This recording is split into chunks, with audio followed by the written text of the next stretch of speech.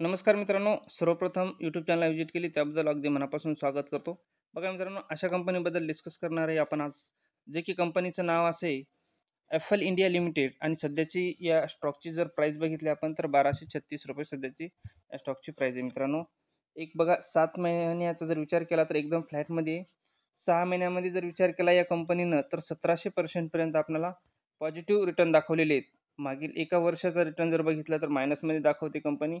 मागील 5 वर्षाचा रिटर्न दाखवला तर 633% बरोबर आहे. आणि मॅक्सचा जर विचार केला तर 633% कारण की या कंपनीला 5 वर्ष आणखीन झालेली नाहीत. बघा आपण बघू शकतो हा स्टॉक कधी मार्केटला लिस्ट झालेला आहे. सप्टेंबर 2019 म्हणजे 19 म्हणजे 20, 21, 22, 23 मित्रांनो कमीत कमी या कंपनीला 4.5 ते 5 वर्ष कंप्लीट झालेली आहेत आणि या एवढ्या कालावधीमध्ये या कंपनीनं एक 650% पर्यंत रिटर्न जवळपास आपल्याला मिळवून दिलेला आहे. खूप चांगल्या पद्धतीचा रिटर्न मिळवून दिलेला आहे.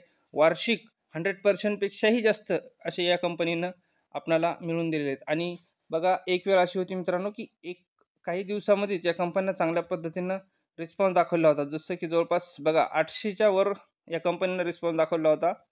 मागील 19 ते 22 म्हणजे 20, 21, 22 म्हणजे 3 वर्षामध्ये 700 ते 750% पर्यंत चांगल्या पद्धतीचा रिस्पॉन्स दाखवला होता. आणि तेव्हापासून जर विचार केला आपण आत्ता, तर ही आत्ता सध्या आपल्याला कंपनी एकदम फ्लॅट दिसते. एकदम जास्त या स्टॉकमध्ये आणखीन झेप नाही झालेली आणि जास्त गिरावटही नाही. आता ही लेव्हल सध्या या स्टॉकमध्ये एंट्री करण्याची लेव्हल आहे मित्रांनो. तर तर आपण चला बघूयात या कंपनीचं फंडामेंटल एक वेळेस चेक करू.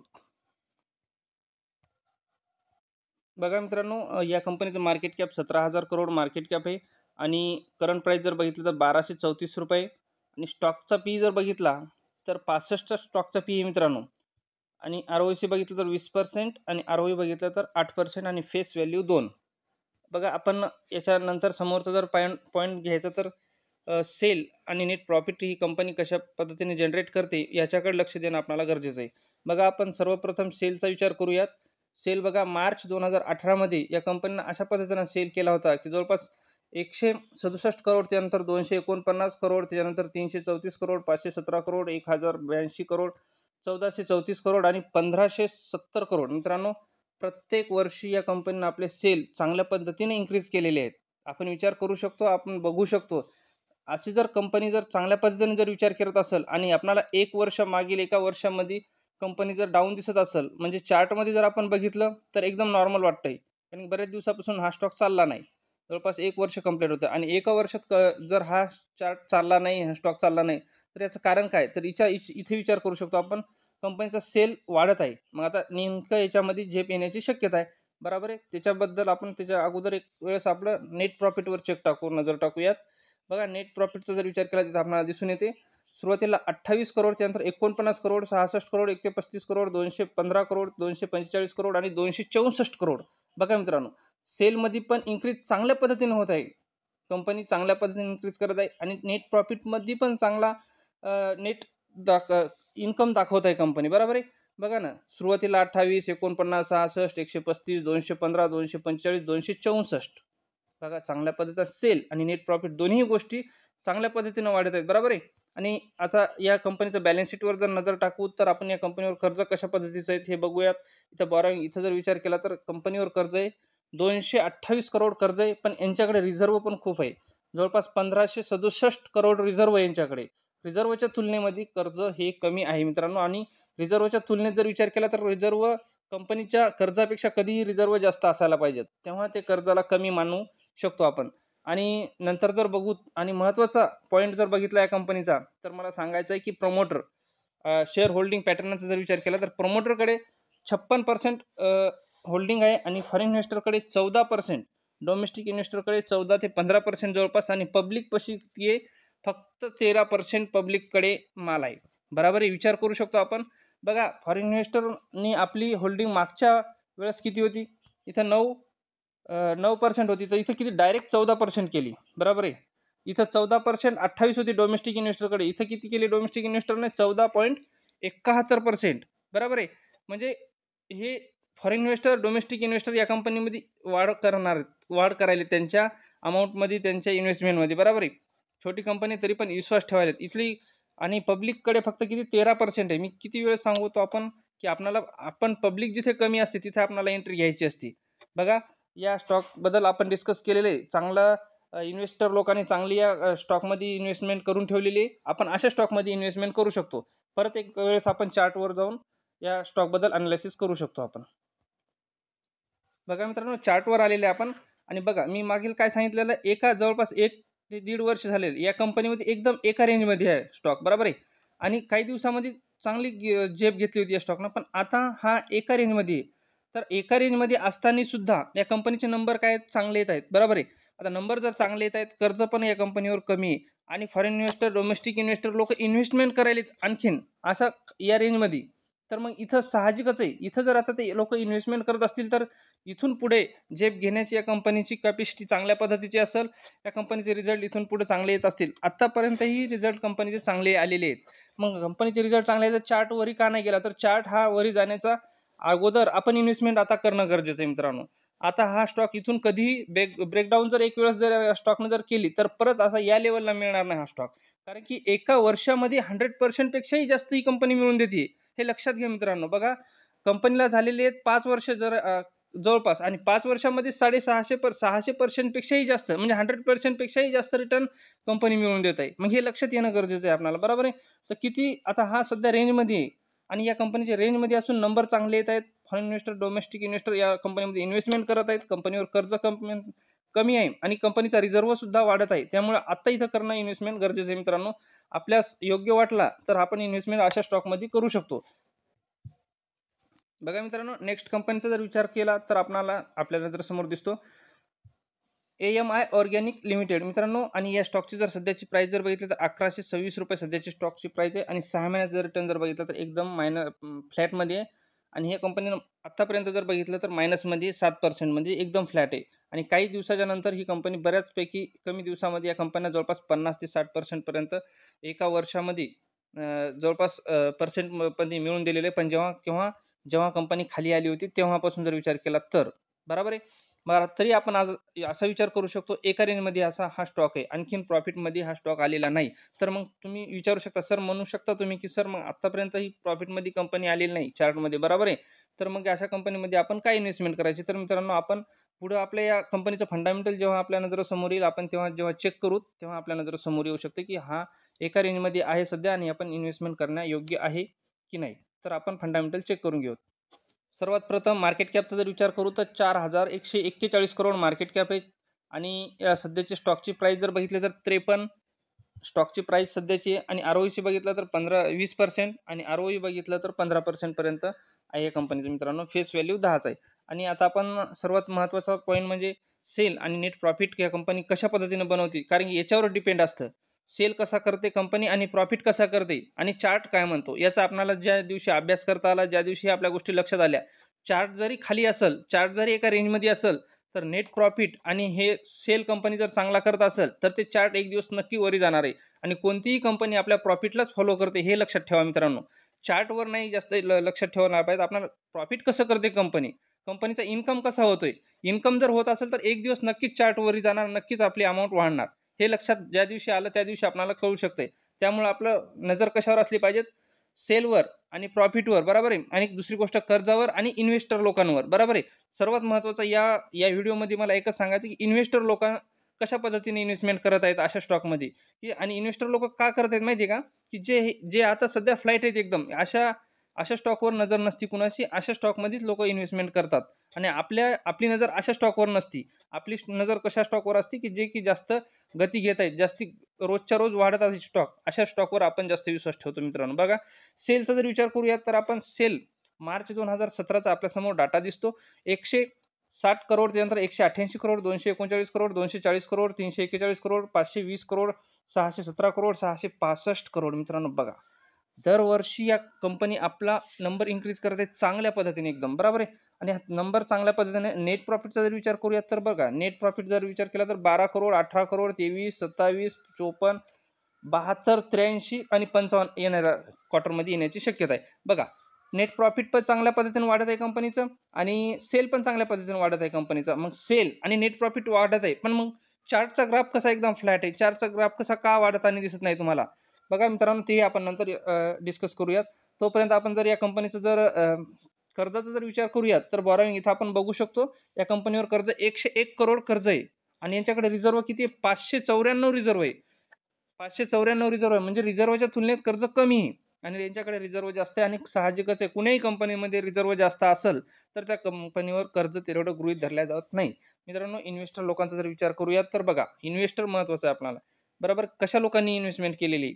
अशा छोट्या कंपनीमध्ये मार्केट कॅप कंपनीचं की जे की फक्त 4,000 मार्केट कॅप, एकदम स्मॉल कॅप कंपनी आणि अशा कंपनीमध्ये कसं काय इन्व्हेस्टर लोकांनी एवढी इन्व्हेस्टमेंट करून ठेवलेली आहे. बघा, प्रमोटरकडे जवळपास 40% पर्यंत प्रमोटर पर्सेंट आहे आणि फॉरेन इन्व्हेस्टरकडे जवळपास 11 ते 12% पर्यंत माल आहे आणि डोमेस्टिक इन्व्हेस्टर लोक मित्रांनो 7 ते 7.5% पर्यंत डोमेस्टिक इन्व्हेस्टर आहे. बघा, बघू शकतो आपण इथं प्रमोटरकडे किती आहे, इथं फॉरेन इन्व्हेस्टरकडे किती 7%, इथे किती केली कंपनी फॉरेन इन्व्हेस्टरने 11%, इथं डोमेस्टिक इन्व्हेस्टरने किती होती यांच्याकडे 6%, इथे केली किती केली 7.5% आणि पब्लिककडे मित्रांनो 40% आहे. बरोबर आहे. बाकी उर्वरित 60% ही या लोकांकडे, इन्व्हेस्टर लोकांकडे, या लोकांनी वाढवली. याचा अर्थ काहीतरी पोटेन्शियल आहे, काहीतरी या स्टॉकमध्ये गती येण्याची शक्यता आहे. बरोबर आहे. या लोकांना माहिती आहे, या लोकांनी व्हिजिट करू शकतात.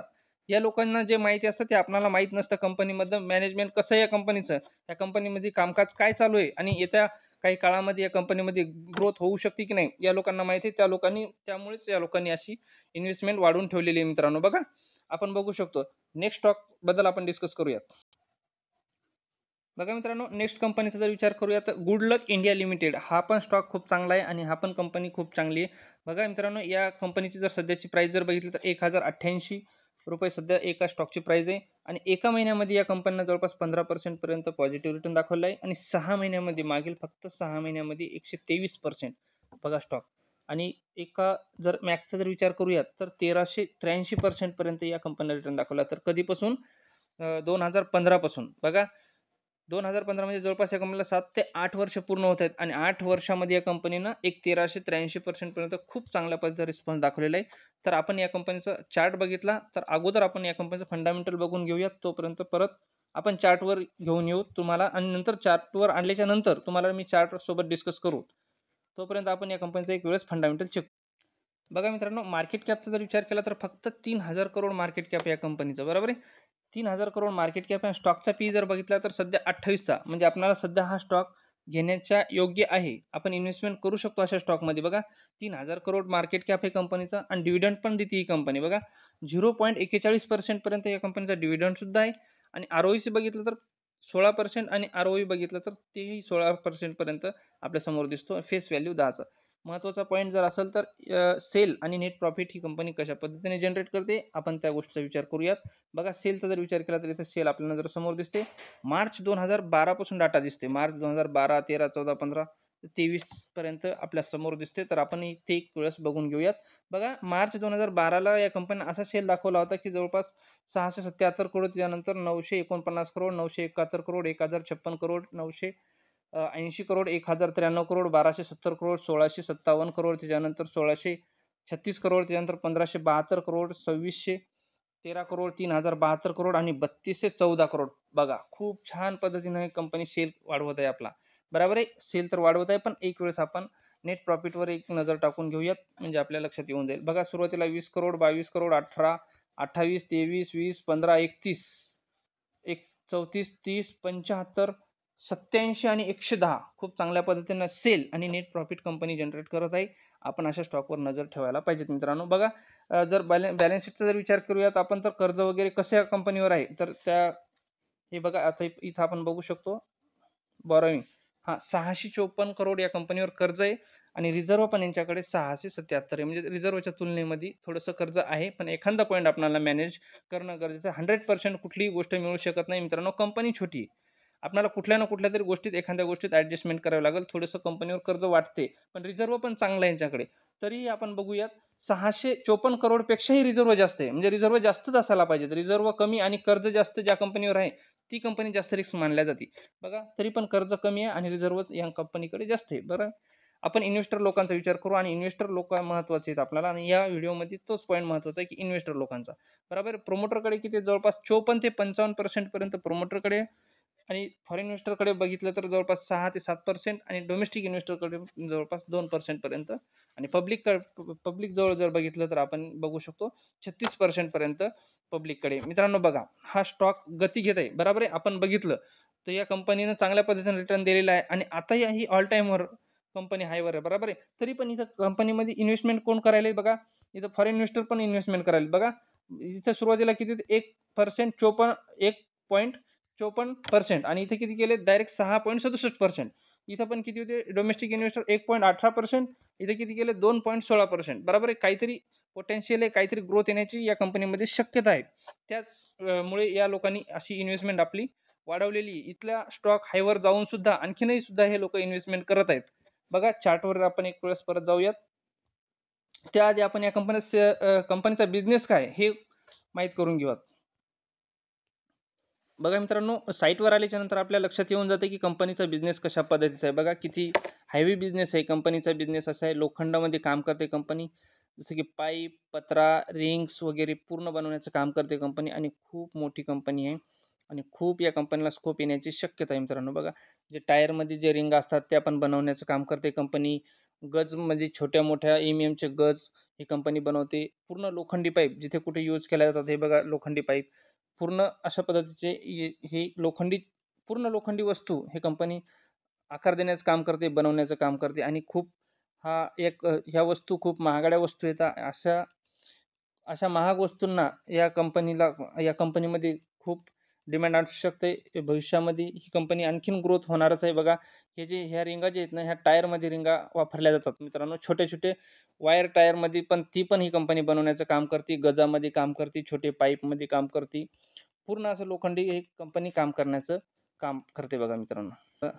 बघा आपण परत चार्टवर आलेले आहेत मित्रांनो. बघा कमी दिवसामध्ये या कंपन्यांना जवळपास 1385% पर्यंत रिटर्न मिळून दिलेला आहे. आणि मला काय सांगायचं माहिती आहे का, आता इथं ऑल टाईम हायवर कंपनी येऊन सुद्धा आपण असं म्हणू शकतो की इथं इन्व्हेस्टमेंट करावी की नाही. तर मित्रांनो इथं फॉरेन इन्व्हेस्टर, डोमेस्टिक इन्व्हेस्टर करत आहेत आणि कंपनीचा नंबर चांगल्या पद्धतीने येत आहे. म्हणजे असं नाही समजायचं की आता इथून पुढे हा स्टॉक इथला वाढलेला तर इथून पुढे वाढणार नाही. हां, इथून पुढेही वाढू शकतो आणि थोडाफार खाली आणखीनही येऊ शकतो. पण आपल्याला जास्त अमाउंट नाही टाकायची. इथं थोडी अमाउंट इन्व्हेस्टमेंट करायची आणि आणखीन या कंपनीबद्दल दर महिन्याला जसं आपल्याला वेळ मिळेल अशी एस-आय-पी आपण करत चालायचं अशा कंपनीबद्दल. जसं की कंपनीचे रिझल्ट चांगले येतात. मित्रांनो बघा, आपण विचार करतो की आपण हा स्टॉक आता छोटा स्टॉक आहे मित्रांनो. कधीही छोटा स्टॉक एक वेळेस बघा ही कंपनी कितपर्यंत पडली होती, जवळपास 60% पर्यंत. परत अशी एक वेळ आली होती की ही कंपनी जवळपास 70% आसपासपर्यंत पण ही कंपनी पडलेली होती बघा. 75% पर्यंत एक वेळेस पडली होती. का? मग एखादी जर कंपनी जर 75% जर पडत असेल, तर ती कंपनी खराब होऊ शकते का? हां, तर मग आता इथले जर 70-75% पर्यंत ही कंपनी पडली, तर मग ही कंपनी खराब झाली का? तिथून जरी विचार केला आपण इथे जरी इन्व्हेस्टमेंट केली असेल, फार कमी दिवसामध्ये या कंपन्या जवळपास 37% पर्यंत मिळवून दिलेले आहेत. 3,700% पर्यंत मिळवून दिलेले आहेत या कंपनीनं. बघा, एका ₹10,000 च्या अमाउंटला कंपनीनं 3.5 ते 4 लाखाच्या आसपास मिळवून दिलेले आहेत. कधी? एप्रिल 2020 ते 2000 पूर्ण म्हणजे 2020 आणि 21-22 आणि 23 3 वर्षामध्ये या कंपनीनं एक ₹10,000 च्या अमाउंटला ₹3.5 लाख बनवलेत मित्रांनो. कमी दिवसामध्ये. बघा ना, आपल्या लक्षात येणं गरजेचं आहे ना.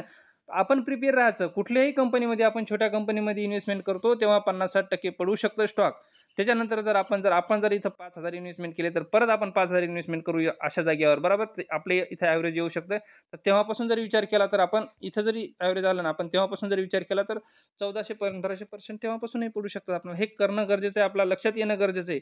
कुठलीही कंपनीमध्ये आपण इन्व्हेस्टमेंट करतो, तर ती कंपनी 50, 60, 70% पर्यंत पडू शकते. आपण असं गृहीत धरायचं, आपण आपल्या डोक्यात ठेवायचं, की आपल्याला जर इथपर्यंत जरी ही कंपनी खाली जर गेली, तर आपल्याला जास्त प्रेशर आलं नाही पाहिजे. आपली जास्त अमाउंट ला जास्त आपल्याला धक्का बसला नाही पाहिजे. अशा हिशोबाने आपण अशा स्टॉकमध्ये इन्व्हेस्टमेंट करायची. मित्रांनो, खूप छोटी कंपनी, लाँग टर्मसाठी चालण्यासारखा बिझनेस आहे. आपण अशा स्टॉकमध्ये इन्व्हेस्टमेंट करू शकतो. मित्रांनो, तुम्हाला व्हिडिओ कसा वाटला मला कमेंट करून कळवा आणि हा व्हिडिओ आवडला असेल शेअर करा, लाईक करा. नवीन चॅनलवर आले असाल सबस्क्राईब करा. आपण नेक्स्ट व्हिडिओमध्ये भेटू. तोपर्यंत जय हिंद, जय महाराष्ट्र.